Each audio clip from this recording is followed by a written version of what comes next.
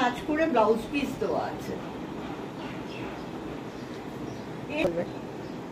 Gachhi tussar along with তসরের উপর block print, দাম হচ্ছে 5000।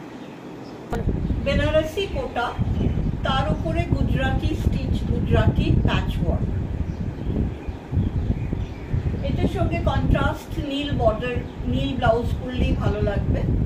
এটার দাম হচ্ছে 2600। মেটেরিয়ালটা বেনারসি কোটা।